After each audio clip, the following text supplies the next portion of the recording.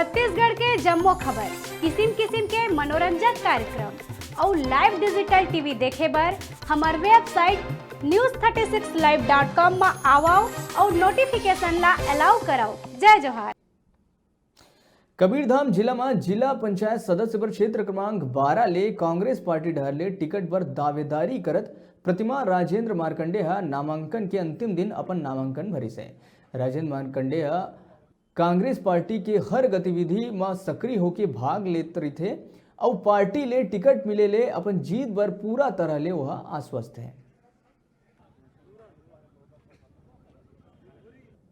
मैं अभी अपने श्रीमती प्रतिमा मार्कंडे का क्षेत्र क्रमांक 12 से जिला पंचायत सदस्य के लिए नामांकन दाखिल किया हूं, क्योंकि वह पूर्व मुख्यमंत्री का गृह जिला था और वहां मैंने भ्रमण किया विगत 3-4 महीनों से, तो देखा कि वहां विकास जीरो गति से हुआ है।